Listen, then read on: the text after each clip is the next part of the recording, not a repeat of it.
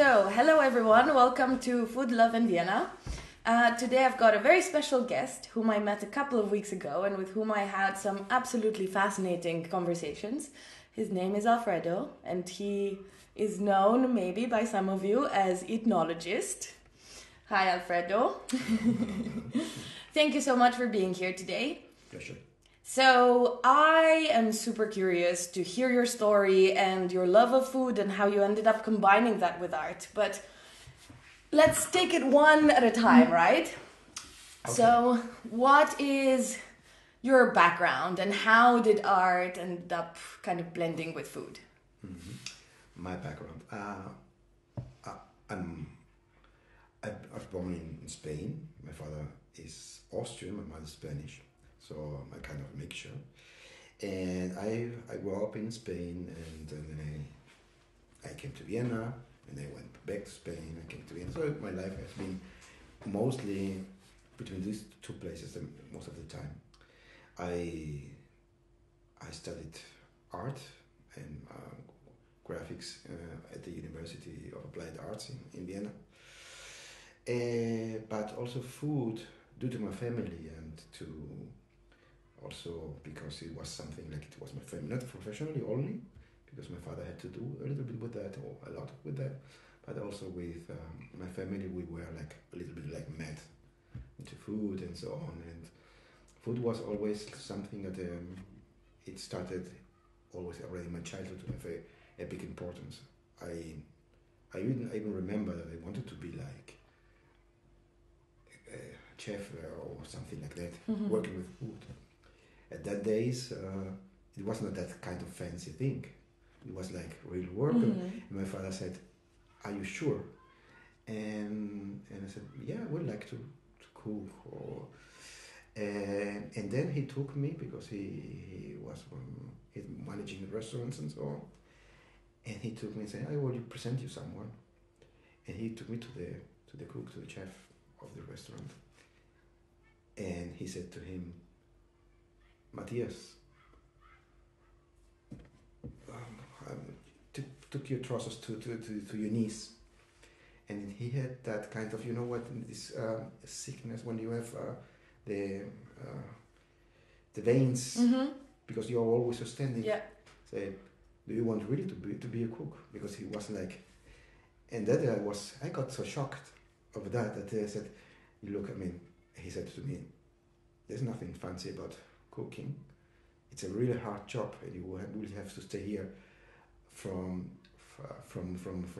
the very in the morning till very late. Do you want that?" And I said, "Well, let me think about that." But I mean, I also had my love for arts all the time and so on. And at some point, I said, "Okay, I will go that way," because that was primarily my interest. But on the other side, I have to do something with food, because I always been very curious, and I do like the idea of creating something either with food or with art. So.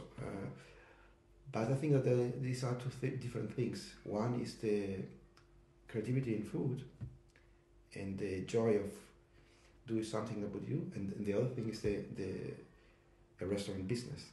It's completely different things. I think that not everyone cooking something and a restaurant business is a kind of different thing. So, but it didn't get out of my mind. When I was sitting somewhere, I started to, play with the food, or doing or tasting, and I was always super happy when I could go to with my family somewhere and discover some things. And when I started to go on holidays with my parents when I was a child, or I went to my grandmother to Vienna, or my mother from Vienna came to me to the Canary Islands, and brought things that was like the most incredible experience of all. No, so discovered the things triggered always my imagination, and also the way I perceive the reality, so to say. You know? So every was driven by these little discoveries that I had. Mm-hmm. They were so sensitive somehow, and I said, okay, maybe one time I do something with that, but I didn't have any idea. And then when I started to traveling alone, my first own paid travels that I went. I mean, I started to earn money, and the first thing I thought is, well, I don't want to buy me, I don't know, a car, or I don't know, want to be something material. I just wanted to experience something. Mm-hmm. So first money I had, I went to, I don't know, as far as possible. And to put me in a kind of uncommon situation. And I spent then longer times on these travels, and while I was, I don't know, you have some kind of moments of excitement because you are, but on the other side you also have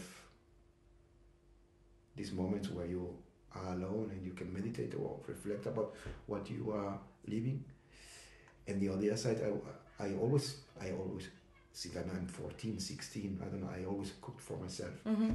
But on those travels, I could not cook for myself. I was like just eating somewhere. But I have to say, when I travel, after a couple of days, I have the necessity to cook something, but it was not possible. So instead of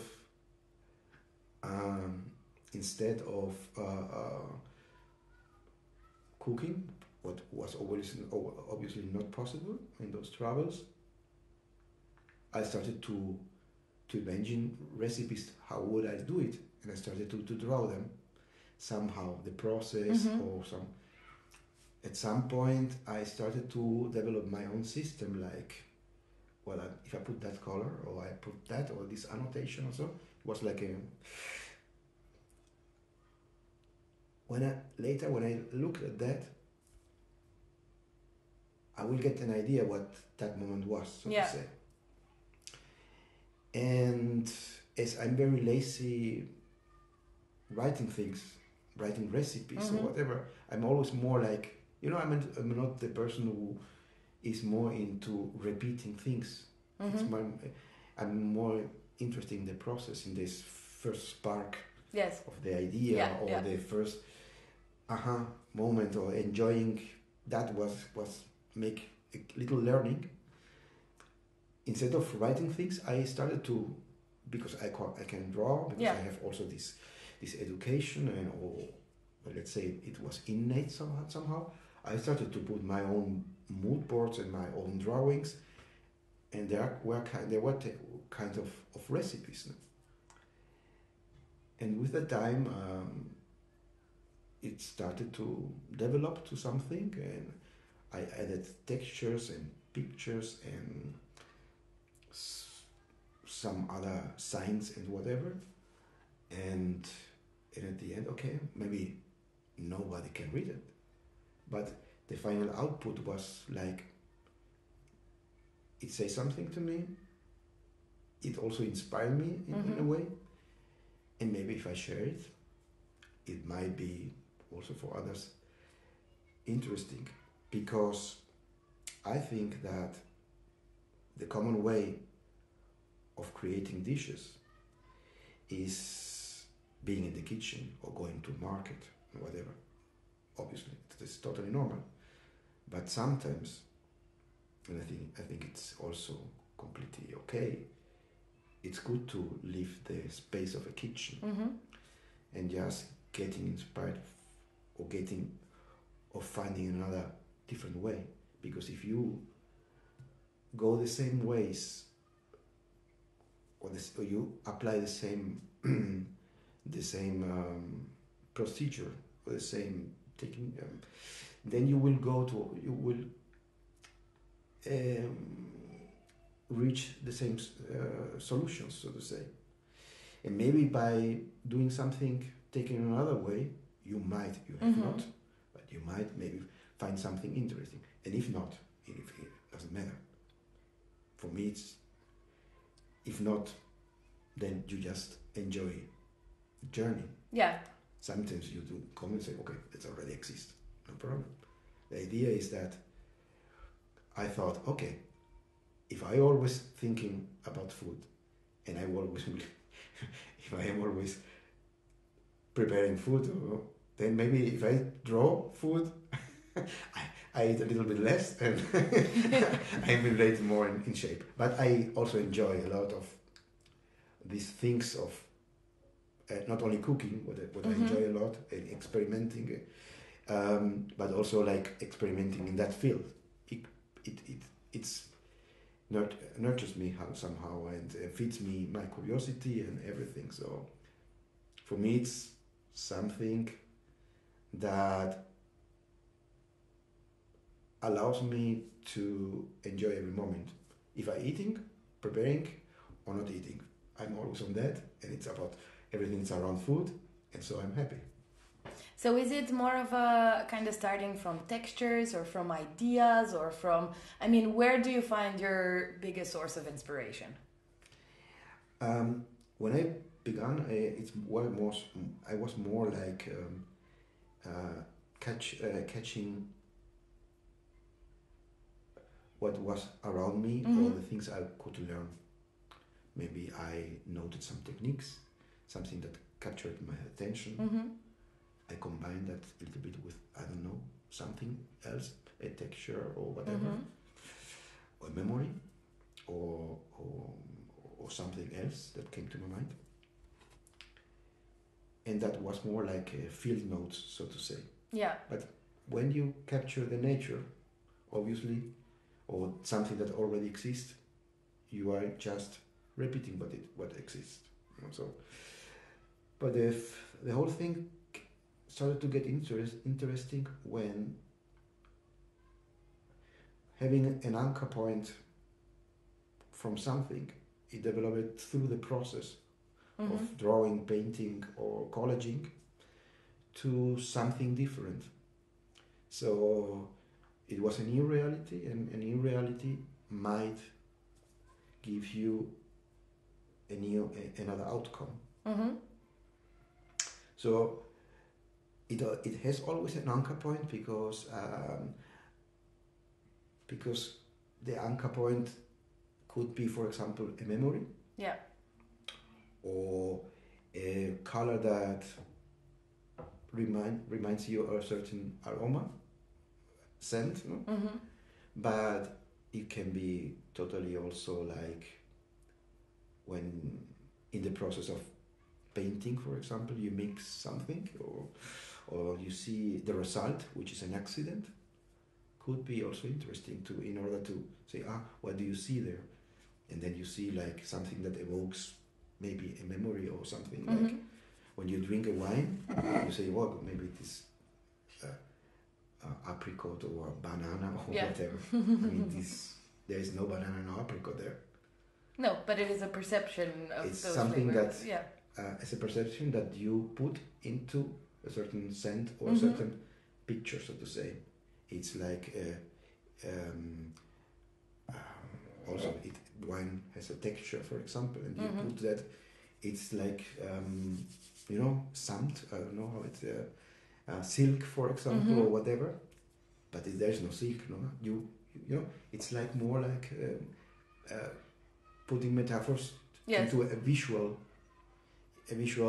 system. And this is how if you are able to describe things from scent, aroma to pictures, from pictures to on the other way, why it's not possible? I think it's possible. You need concentration, you need creativity, or you need to meditate about it. I mean, when I do, for example, some concentrations, some putting together things, colors, textures, and whatever. When I'm experimenting and things, it's not there. there is a recipe that comes simultaneously, it's like something that maybe while I'm observing that appears, and this is very nice because then I don't even have to go on travels, although travels was the beginning of everything. Mm-hmm. The experience of travel was for me, and it is since then the trigger of everything what I do. I could say that I'm more explorer than maybe artist or whatever. Mm-hmm. That's what moves me and triggers me. So how often do you paint and you have developed your kind of visual language, as you mentioned, that a certain color would signify a certain scent or texture or flavor or so. Is that like kind of a language that is now repeated throughout your paintings? Has that become kind of like, you look through and okay, that was that ingredient because it's there, and that was that flavor because it's there and there, or is it more conceptual than that? No, it has to do with that. There's some things where I primarily would think about that, but it's like words. I mean, if you put a word in a different context together with another word, it can change the meaning completely. So it's always, I mean, for me, will maybe mean something. And this is the nice thing about that, is that if it has a meaning for me, I see a meaning behind. And if someone sees, maybe we'll see something different. But if I see that, for example, and then I cook what I see in the picture, the person could have an additional way of reading the picture, and it's something that fits together. It's like a cycle. On the one side, you create something from the scratch, and it has a meaning. You can from that take it to a result, because a recipe is a result. Yeah. But both have the visual part has kind of, or the art piece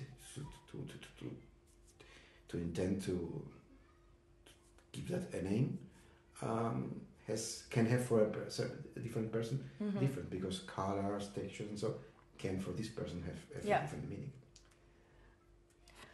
I could describe it. Everyone, but that would be only my way of seeing. Of course. And I'm not sure if that would be the correct thing. No, and I mean art, and I think food is very much art. Yeah. It's an expression. I mean, it is an artistic expression that has a certain connection to something that's like to a basic need. Can be, yes. It can be. I mean, I think that, for example, I do painting and I do cooking. Painting is painting and cooking is cooking.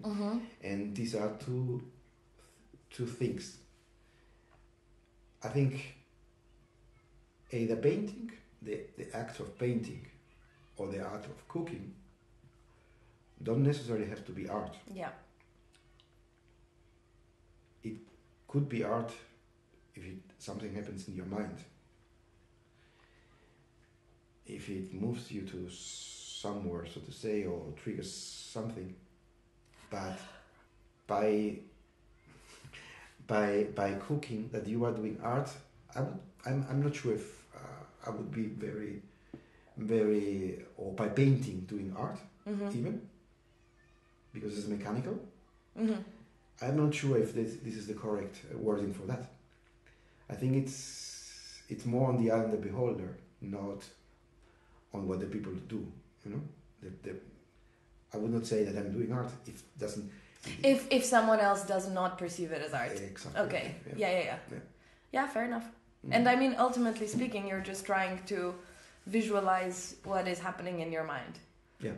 And then you visualize what is happening in your mind on a piece of paper or on a canvas, and then you take that and translate it into something that is actually, that you can touch and taste and feel.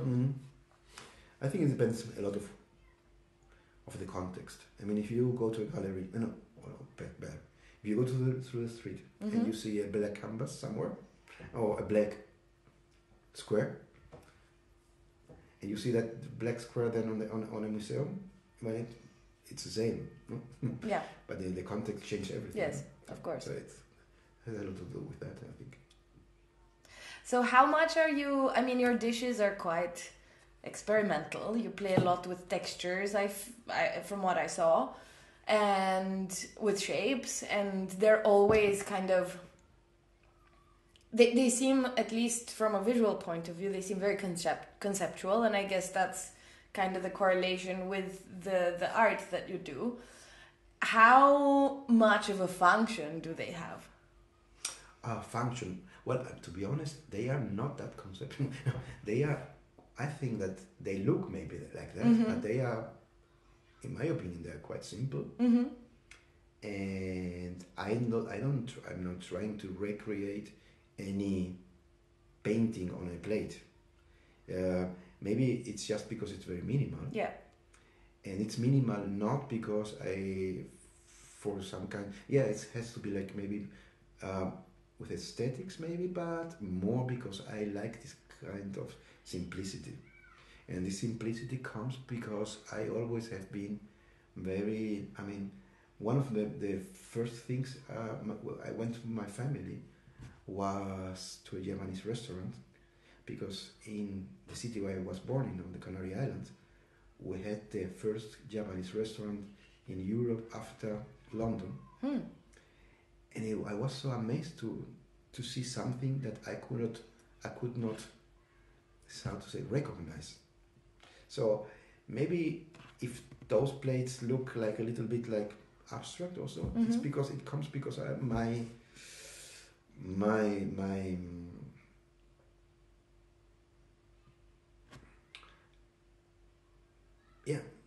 how do you say, because I like abstraction in food. So I'm also completely amazed when I see a soup, for example, where you just see a color and you don't know how it tastes. It's more today. If food gets to I don't know, it has to. I mean, the optical part is it's important, but if it overwhelms the taste and or overwhelm everything else, then it's something. No, I will not say it's something wrong, because nothing is wrong, but I would not. It would be like, no, I don't think it's a central part of food. No. Yeah, I mean, it ultimately needs to taste good. Of course, and of course also we, I mean, you have to go to a restaurant or you have to eat something somewhere in order to have the perception. But as our world and our way to communicate is primarily visual and with words, but you cannot, at least not now, can translate the taste one-to-one through a phone or through a device. So yes, I mean, of course, the visual part is important, but I would say that I prefer to have this kind of journey on my graphic or painting thing that can maybe give you more information than the food itself, because for me food is just food. Yeah. It will get something more if this food transports you to the place that maybe I had, or the person had in his mind when he cooked. No? So how did the like ethnologist project actually come to be? Because you started painting and cooking you were exactly based on your travels. And how did you? I mean, what was the point when you actually decided to turn something that was more of a passion, something that you were doing naturally because you felt that creative flow?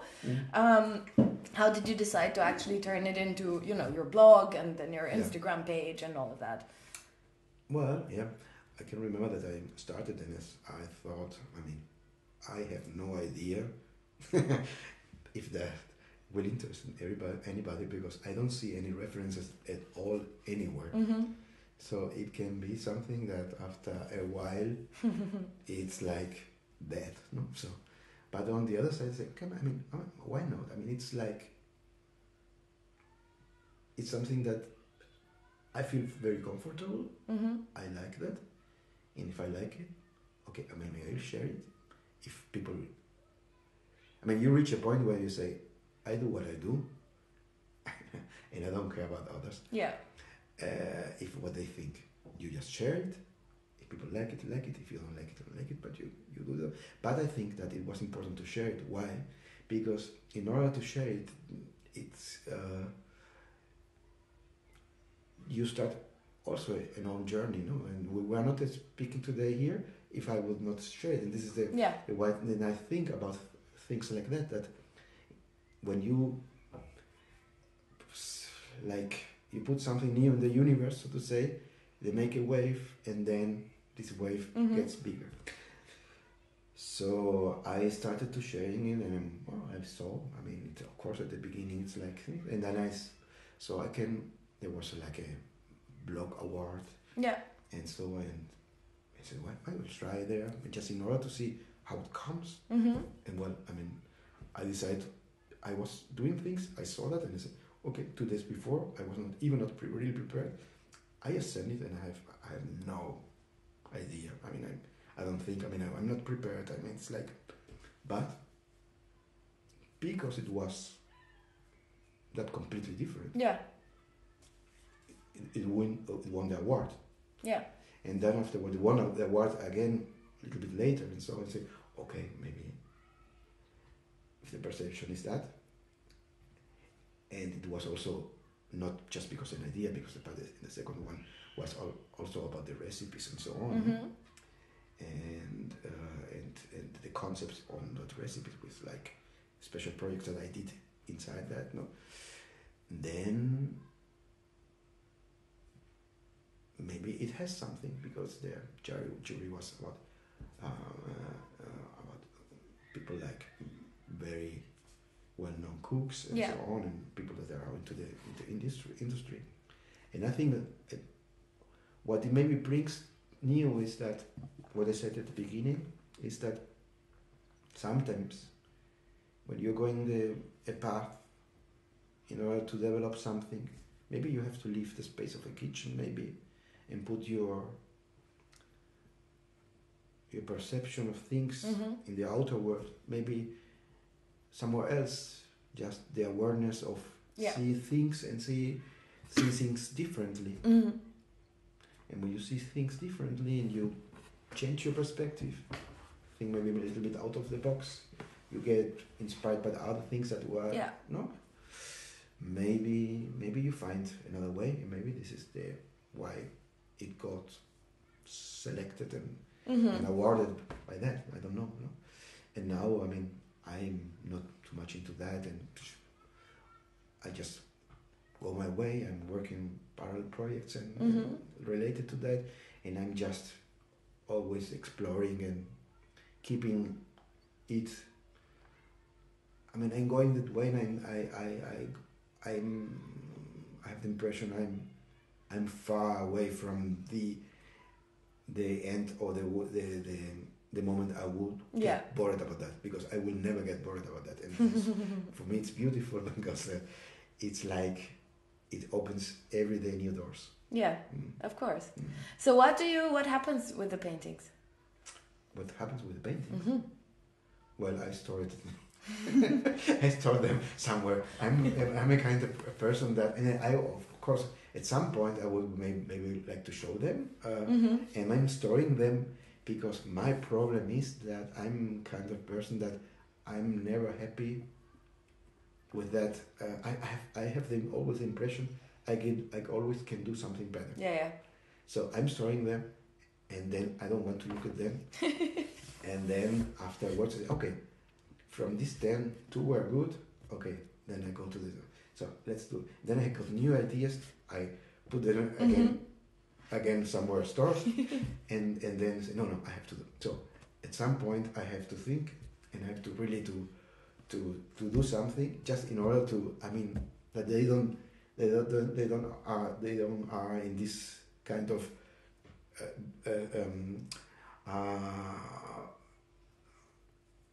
shadow place. Yeah. Put it somewhere so that people also can see them, and maybe they bring that something.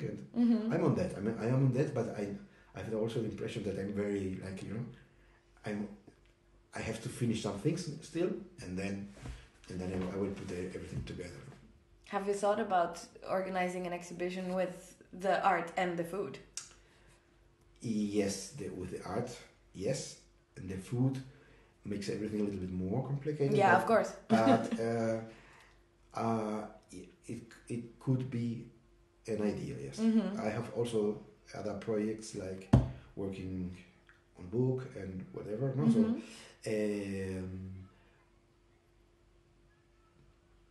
but and I also from time to time do events where I just experiment with things that I already have, so to say, have in mind. No, so no, I'm on that, and and this will come in a very near future, I think. But as I said, I mean, I am the kind of person that also enjoys a lot of the process and the journey, so to say. It's always about traveling.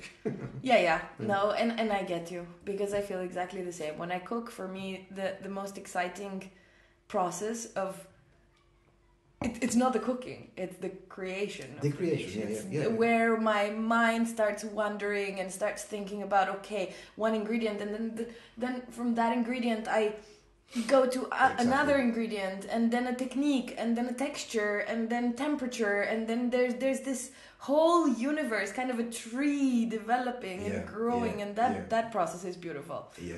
I wish I could paint my this food. is why I, for example, I'm not able to read a recipe, and I'm not able to. I mean, I don't know how many cookbooks I have, and I open a book, I see the first two sentences, and before I read the sentence to the end, I go right to the kitchen and start cooking, and then it develops from its own. Yeah. Or I take one of my painting, I put it somewhere and say, okay, I start like this, or I read from this, because for me, when I see a painting or just a sketch, I can see that in one go, so to say, and it's like everything is there, and I have not to read it. So I get bored by reading, no? Although I think that written recipes are important, no? Yes. Of course, no way, but it's my way, and I do like it. Yeah. No, and not everyone reads recipes. I mean, I also have a ton of cookbooks, and actually there are very few. I don't know if there are 50 recipes that I've actually read from like start to finish. Yeah, no, I enjoy very much more. I mean, I don't think that I have even cook 3 times the same recipe. Yeah. Or the same dish. It's always like I'm in the middle of that, and then say, okay, how can I do something like maybe it brings me to something else, and this is why I think I could never own a restaurant or work as a cook in a restaurant, because the monotony is just. No, first it's a business. I mean, business. Yes, is of course. Restaurant is a business, and it's business. But this is something that I have to also say. I mean, people like me that cook. I mean, I cook, and I don't have to have a restaurant to it's like this is why I share what I share, but I know I have full respect. I mean, I have more respect since I saw that what my father showed me at that moment. No, it changed the direction, so to say. No, but yes, I mean at that time, cook were not these stars that were. There are people that were working on this, so. And now it's in the shadows. In the shadows, no.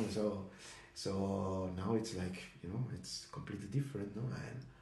And I very much respect that. But on the other side, it's for me it's much more the fun of cooking and the fun of the process and when it gets, from where gets the inspiration, where is the spark of the dish, and because a recipe for me is more than just the ingredients that are in the list. The ingredients are also this very moment when you saw something or you had this kind of aha, and said, I will bring that to the recipe. Yeah. In order to honor this moment that leads me to a certain outcome. Mm-hmm. Yeah. So I have a lot of questions, and I'm struggling to figure out which one to even start with because they're all kind of interconnected. Yeah.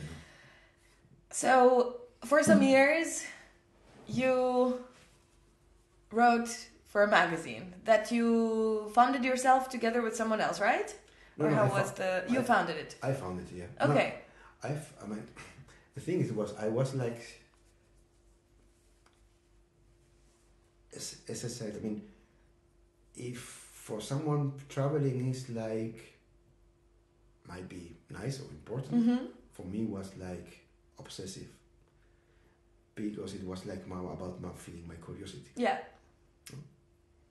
And I thought, how can I do to incorporate that in my daily life in order to maybe do something, no? And I went back from a travel through Asia where I started to developing all these things, but at that moment was not that mature or was not really done. But I think, I want just to continue traveling, but I don't know what. And I said, okay, maybe I work on an idea, like, for example, I don't know, more like an anthropologist. I'm like finding out food cultures and something like a magazine that could work with that, and some illustrations that I already had, but not. It was at the moment they were not like that developed, so to say. And I did a kind of concept because I'm a visual, I'm also a designer, so to say. So and I put that together into a kind of magazine format. A kind of format, like a book or whatever. And I was living in Spain at that time, but I had some contacts in Germany that were in the printing, publishing okay. and so on. And I went to Germany and said, I would like to show you something that mix food, illustration, food culture, and so on. And visually was kind of appealing, and then they say, I don't know, but this doesn't fit in any format. So I went back and I was like, okay, no, that was just a try, but 2 months later, there was a phone call and said, hey, what?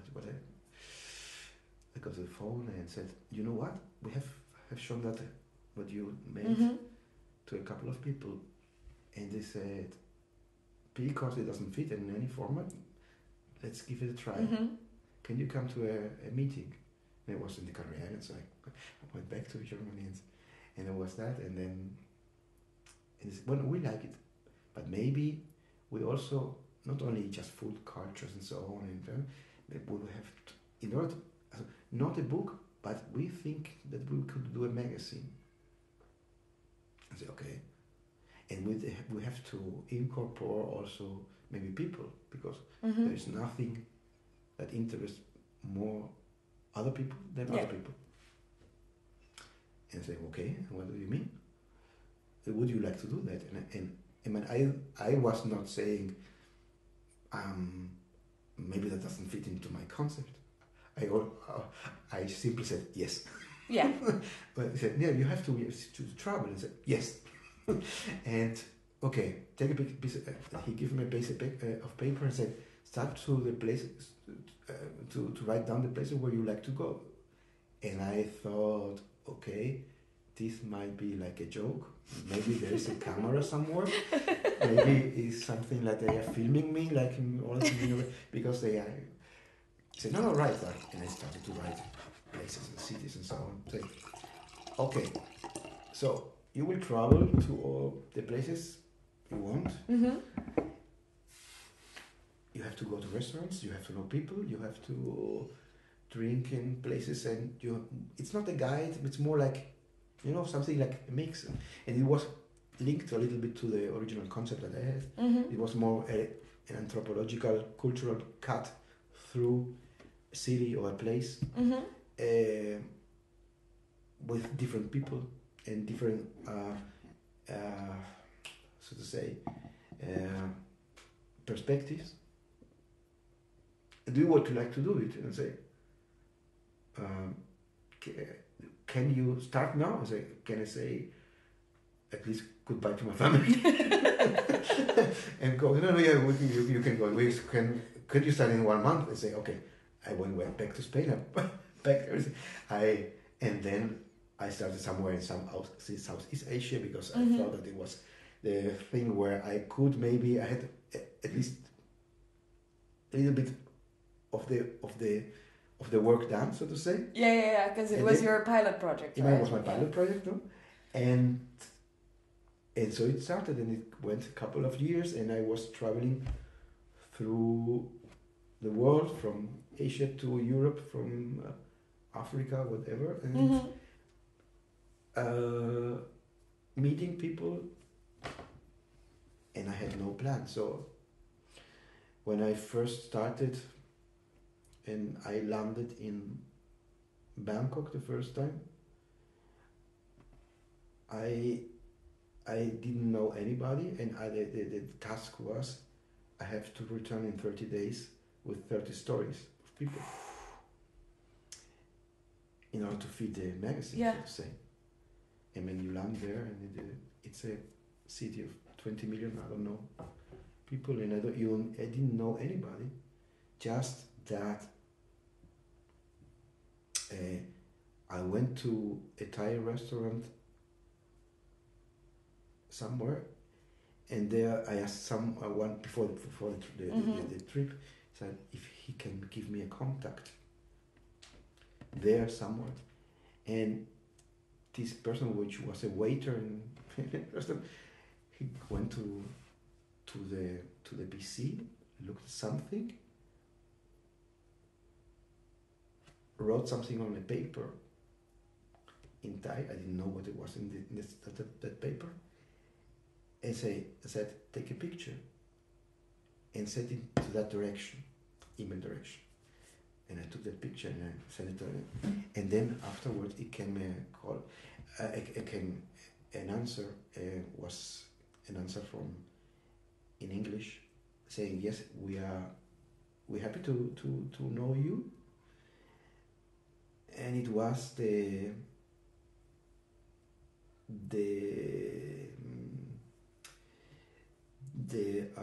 cook and food advisor of the King of Thailand. and so I went to this meeting just after landing. It was meeting in January or February. I went through Germany, from Germany through to Thailand and Bangkok, and I went directly to the meeting. And I mean, in winter, everybody in Germany was clothes like with black, and all the people were black or very dark colors. And you must imagine arriving in January, February in Bangkok, which is the hottest seasons maybe. It was sunny, which normally is not so that common for Bangkok. The sky was blue. It was immensely hot, 40 degrees. I was sweating, going to the place where I have to be, and I was not sure. I was not aware what that person. Or it was like, it goes everything too fast. I went to that place, and there was a committee waiting on me, because they thought that I was from a magazine that already exists, but the magazine was already starting, so to say. But they didn't ask. They took for granted that if someone from Germany would call them, or from Spain, in order to, they must be like really very interested. And I went, there was an old lady, about, I don't know, 70, 80, I think she was maybe older than 80. This was the cook or the food advisor of the king. And the people that were around there, around her, which were the translators or people that were helping her, were also looking at me, and I said, "Oh my God! I mean, I have to. There is something wrong," because they look at me from my feet to top and saying, "Who is that person?" And she said something, and then the translator said, "We are very happy that you know our traditions." And I said, "Your traditions? Yeah, we are very thankful for that, because you are wearing black." And the lady and the cook of the king was also wearing black. And I didn't get anything. I didn't go, okay, man, I just went from the airport directly to the meeting. I said, no, because the cousin of the king of Thailand died yesterday. So you know about our culture, and we are, and she's wearing black, you are wearing black. This is a nice sign, very nice sign, a very respectful one. So in a second, I was like, someone who had a lot of, knew a lot of the culture, whatever, was super interested. And this lady was taking me, this old lady was telling me a lot of things about their food culture and all these things, and some royal dishes and so on. And she was feeding me when nampri and all these dips that they have with.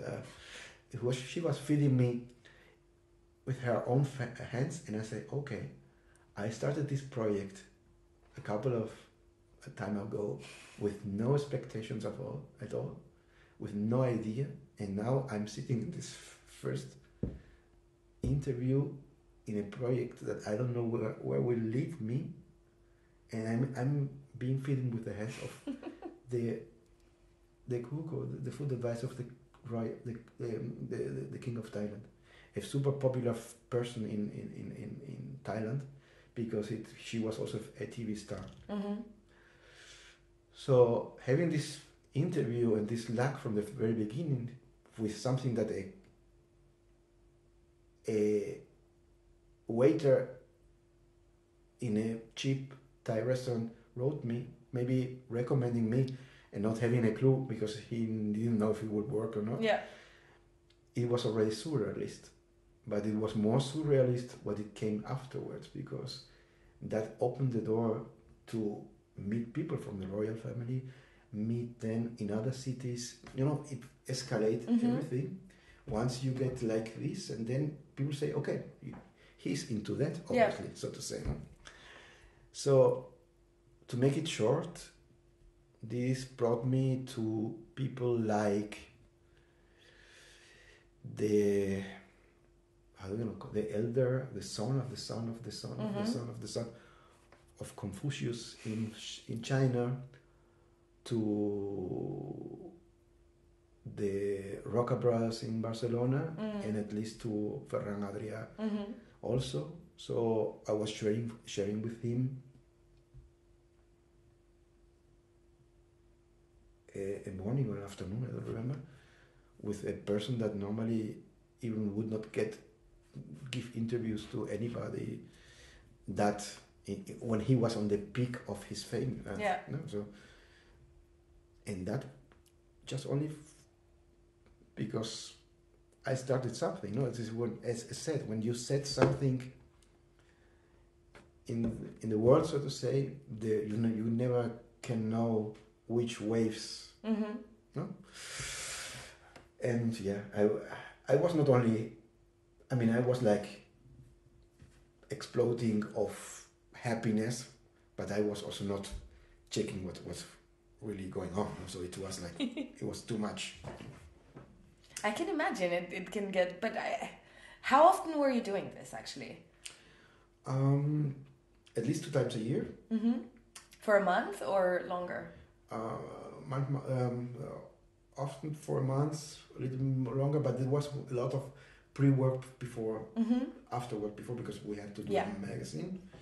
I mean, I was doing everything from pictures to I mean, it was like at the first time it was more like a one-man orchestra, because they didn't give me a chance. I didn't think that one would not work. I mean, it started also in a silly moment, because it started at the time when the world financial crisis started. Mm-hmm. So it started, it went very well, but it was also like, how much can you do in a world financial crisis, where also the iPad came at that very moment, and the whole editorial world was like, where does the journey goes. So sponsors, we had sponsors and so on, but it was like a very critical moment. So we did it for a time, a couple of years, and I mean, I could not summarize. I think that for that I need like 40 years to in order to filter out everything. No? Yeah.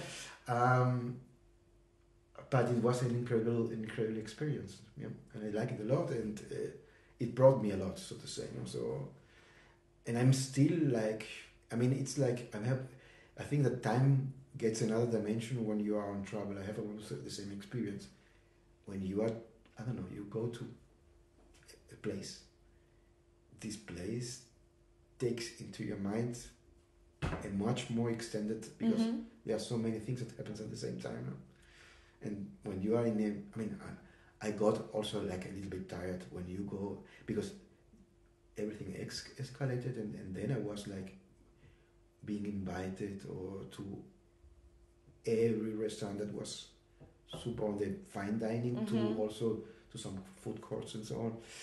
But I mean, at some point when you go to, in a day you have to go to, I don't know, to do I don't know how many tastings. You can't process anything anymore. You can't process anything anymore.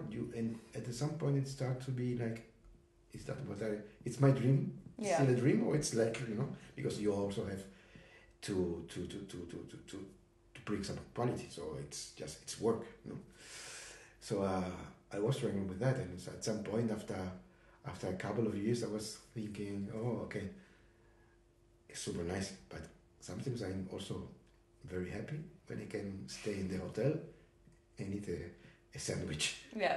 And just trying to relax and just trying to think about what is already happening, no? Yeah. Yeah. And it was nice that we could have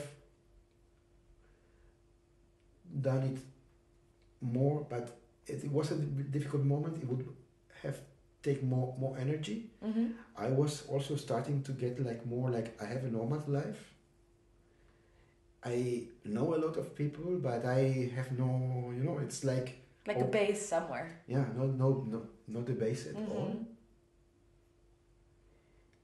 And yes, I was already processing all this information. I was like the work of a journalist, but my DNA is more like I want to do something for myself. Yeah. So at a certain point when I don't know if I want to continue that. Not so it was. And also personal life. It's difficult, no? Because it was more time where I was abroad, so it gets then difficult. So, but it was a wonderful experience. And now I would say that I continue traveling, but in another way, on my mind maybe. But you still travel and still eat lots of amazing stuff. Yeah. No, this is something that I need from time to time. Yeah. I could even make more, but life gets its own path. Yeah. You have some things that it anchors you to also. But my idea is always the same. If I paint a canvas and I see how the paint runs and mixtures and I see landscapes there, I have this sometimes the same sense of an excitement of seeing something new. Yeah. How the light falls, how a picture stays to another, and what this it's also very exciting in a way.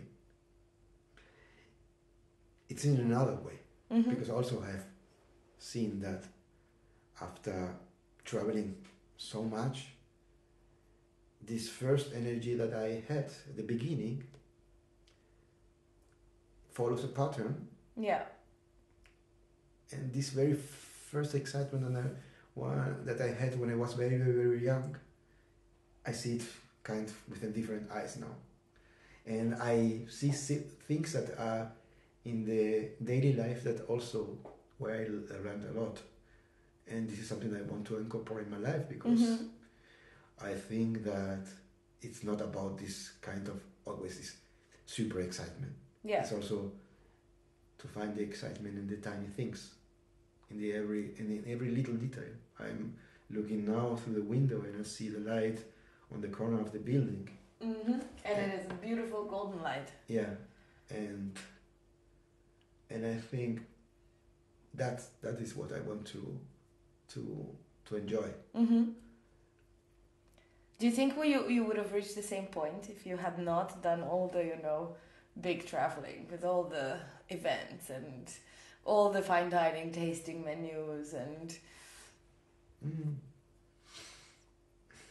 I don't know. Maybe yes, because I think that when you have a kind of sensibility, you will find a way or another. When you have this sensibility, I think that you will find always something interesting. But it's also nice to have the possibility of this enormous contrast because when you are sitting with the most wanted person of the food world, that was Ferran Adrià at that time. Yeah. I was sitting with him and... So that must have been, for how many years did you do the magazine? Must have been 2008, 9? Yeah, it was, I met Ferran Adrià 2008 or 9. And he got a call from the mom, the mother of Ferran Adrià was calling me and said, Ferran, oh my God, Ferran, what did you say again? I said, no, I just said that a hamburger is also a good meal for €1 at McDonald's. No, but they are firing at you everywhere, every newspaper. And he said, and he looked at me and said, that's the reason why maybe I'm not sure, but maybe I will once quit from this life. And I don't want to be famous anymore. I don't know. And yes, 1 year later he closed El Bulli. Yeah. So at the very moment, it was that day where he was like the mother calling him in the middle of the interview, saying, no, wait, it's my mother. And he was like, my mother was like a Spanish mother. I was saying, Mama. It will cost your health. And it was really like, listen, but he was at the very beginning, when we met, he was looking at me and saying, oh my God, I don't know how many interviews I already have given, and who is this guy? Well, no, he said that there is something interesting that you said me. I cannot remember, but let's talk. But he was super stressed because he was used to meet everybody in the world, man. And then I was standing here there along with him and a very reduced group and so on, and he was like, okay, this is another boring interview. But at that moment instead of that he was telling me how great he was, I asked him about his future plans. Then he changed completely and started to be like a child, and he's already kind of a child. I mean, he's like he's only interested in the playing, not in the in the not fun part of Yeah. a restaurant. This is why maybe he closed the bowling, and also he was much more. The restaurant concept didn't fit to him, but more the experiment. Yeah. More, Yeah. Yeah. That's exciting. So did you get to see a lot of the behind of the scenes, or? Little bit, yes. And I was in the office. I was in the kind of the the laboratory that they have, and we were talking like we are talking now. So at that moment, I say, okay, it might be the most important moment of my life, or I don't know what, but this is something that because I said, at that moment it was impossible to talk with him. I even don't know how when I sent the email, he said yes. I even know. But you were organizing all of these, right? Or was someone else helping? You with contacts and... Yeah, one, as it is.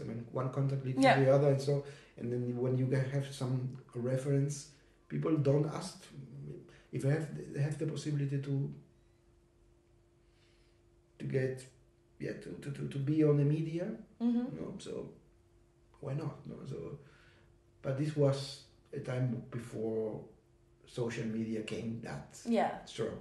People were more depending on interviews and magazines than on their own channels. Yeah, no? True. No. So it's completely a different moment, so to say. And what about the great insert greats grandson of Confucius? How did you end up there? This was while producing the Shanghai edition. I was there, and we landed there, and it's so huge, and we had never really a plan with a magazine. They sent me there like jumping from a helicopter and said, start the magazine right now. No? Yeah. And you are there, and you maybe have seen that on my feed. I'm a very shy person. So shy that we also don't take pictures and images today. I'm not like someone who is very extrovert, so to say. I feel very privileged to have you here. Like really. And but when but passion is something that goes beyond your own. Absolutely. No? So I said, okay, I'm here. I have to put this magazine on all Germany's, Switzerland, Austrian, and Benelux shelves in all the stores. It has to be in a month. I have not even time to think that maybe it's not my thing. So I started somewhere, a contact somewhere, and this person lead me to another one, and so on. And so I don't ask me now why, because I don't remember. So I came to the only recognized, how do you say it, elder? No, the grand son of Confucius, which is a multi-billionaire in China, and he was amazed that someone would contact him for talking about food and wine. And she said, yeah, come. And then it was, I remember now. It was because there was a contact through the German embassy. And through the goalkeeper of the German the German national team.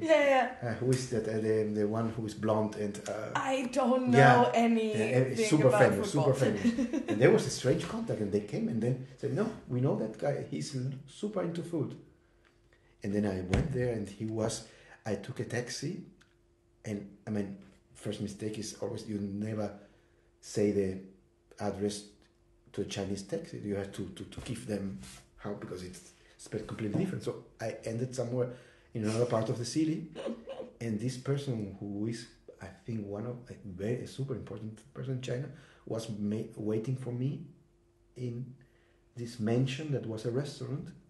That was the mansion of the Chinese Al Capone at that time, which was Al Capone was if you compare to this Chinese Al Capone, nobody, Yeah. in terms of what he did. No, so, and he was there waiting for me, and I came half an hour or 45 minutes too late, and was already apologized. But after a time, we were talking like also like this, and it was super funny and interesting and completely different than what you think what the grandson of Confucius is, because he was more like, like Luxury and like I don't know, a dandy with but very interesting, very polite, and but also very lively and with a great sense of humor. And we made like very nice. We were like, in a very, very nice mood, but I was also like, okay, I said to him, to meet, I am in a super fancy, super expensive restaurant, and I'm not sure who will pay that, because he started to order. I mean, lobsters were maybe the most cheap thing, and then a Rothschild wine and whatever, and I was like sweating already. And he said, "What do you want to drink?" And I say, "Well, I'm okay if I drink a glass of water first." And then it was a funny thing, because I mean it was like a reservoir, I don't know, an excluded place. Yeah. Like a saloon on the restaurant. Okay. It was like super exclusive. The restaurant, it was more exclusive. The place where we were, like private dining room, private dining room. Yeah. It's very common in Asia, in China. So, so there were these waiters behind me, and I said yes. And he said, sparkling or still. I say, what I mean, sparkling. And then 3 persons came from behind, put a how do you call it? Like a towel. A towel. Or the napkin, I guess. A napkin in front of, also one on the left, one on the right, were holding a napkin in front of me. So so in order, while serving the sparkling water, that I cannot with bubbles of the sparkling water. You do not get attacked by bubbles. Exactly. So I was like on a safe place because of the napkins. So this was this kind of. I don't know how the bill was, because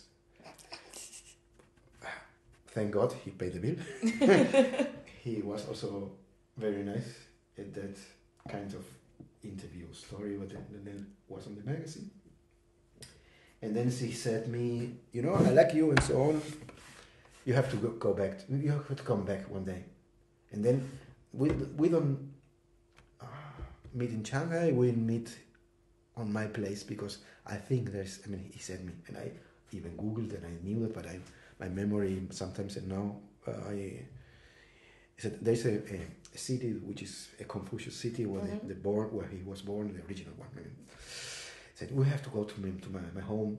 We make because this was nothing. I mean, we make a banquet with 1,000 dishes. This is normally we have to come back, and then it was on the way in the elevator to the rooftop of that place. We drink something and say goodbye, and we will meet one day. And that was, and I mean, like this story, there were a lot of other stories. That is fascinating. So you never got the 1,000 dishes? No, because no. I have never been to China again. Maybe one day, should I go to China, maybe I try to reach him. Would be interesting. I have a lot of things. I mean, I have a lot of people who will like to talk again with them. Yeah. Because they were always very nice. It was this human aspect that I didn't even expect that could develop that way. So it was very nice. I think food brings people together. There's so much, and it's. I mean, It's one of the languages that bring. Yes, absolutely. I like that. I like that a lot. So when it comes to flavors or textures or ingredients, it can be whatever you want to tell me about. What would you say are like your top 3 memory related, like food memories? They can be an ingredient, they can be a dish, they can be a flavor, they can be an experience.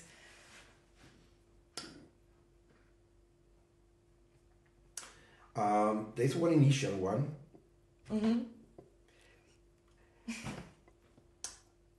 Which my grandmother from Vienna used to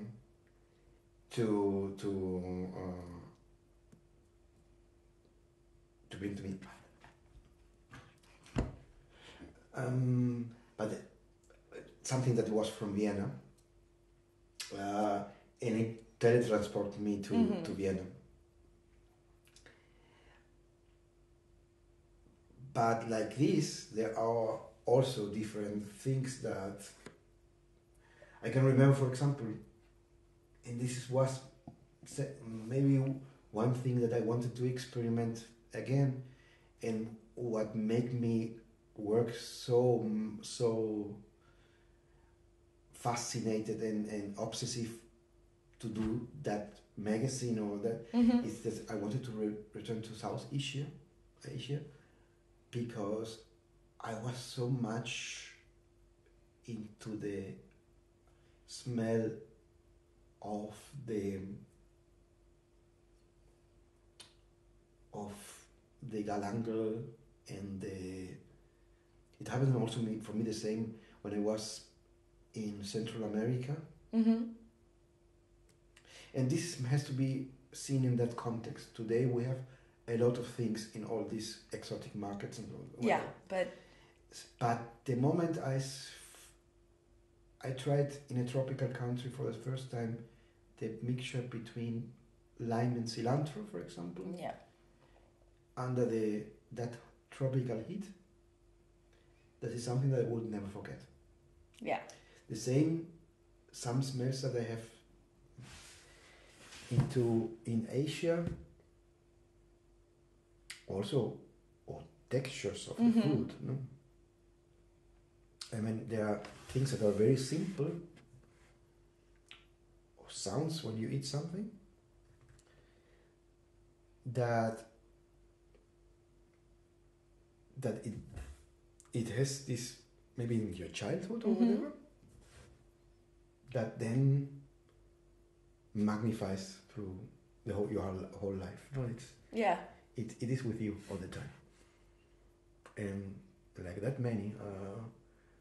I think pictures and sense play a fundamental role in these things, and you are more aware of that things when you are in a setting or in a place which is not that common to you, because you are more open. So it makes everything much more exciting and intense. But on the other side, I'm trying to train me internally to have all these little moments every day in order to appreciate the very moment. Because I was also like, I can remember that because I could not travel continuously at the point, and I was like, oh wow, I mean, now 2 months, 3 months, half a year till maybe I can get again to some exciting place. I was putting my focus on something that was already somewhere else. And I think the key is not that. The key is just to try to, as life is now, and you have to try to take the best of that very moment. No, that's very nice. One final question, and then we can breathe and say cheers again. Okay. I will draw a parallel to an experience that I had last summer. Okay. I went to Athens and I found this little place that was kind of in the basement of a building next to the market. Everything was very dirty around. The place was very kind of run down. It had some tiny, the tiny Greek taverna tables with the tiny Greek taverna chairs that leave traces on your legs because you're wearing shorts because it's hot. No menu. The father and the son running this place, and they would basically just you sat down. They would ask you if you want wine or not, but without any English, without anything. Like it was okay. Okay, it's krasi, I think, in Greek. But anyway, that's a easy word. And then they would just bring some dishes and put them on your table. Nobody would explain what you were being served because the point there, first of all, they didn't speak any English, but secondly, the idea was, you would be served whatever they were cooking on that day. And that to me was probably the most emotional meal that I have ever had in my life because the setting was so magical, so interesting, so unique, so devoided of any kind of luxury, anything like that, which I always used to strive for. And I had no idea what I was eating. It tasted amazing. It was simple comfort food, grandma style, not too different from what I grew up with. I had a tear or two in my eye, for sure. So I guess we all go through multiple experiences like that in our lifetime. Can you tell me about one of them? It can be in a restaurant, it can be at home, it can be something you made, something someone... An experience in a place where... As I said, when I said about Southeast Asia, galangal, galangal and kefir lime leaves or so, the first moment when you smell that and you are like in another place, but going through a market and eating in a market, because you don't expect anything, you just there. This is when you go to a place where the expectations are very, very, very, very, very high, then there is less room.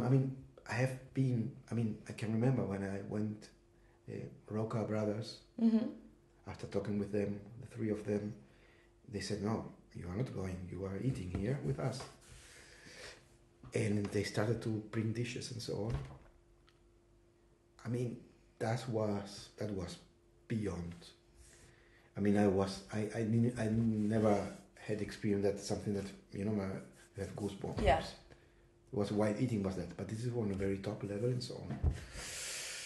That was very remarkable, but I am very much more into just when I have no expectation, eating somewhere. And yes, I think that it has to be somewhere, maybe in Central America also, that we're sitting like in a market, which was pre-Hispanic already, and you sit there eating something with all this.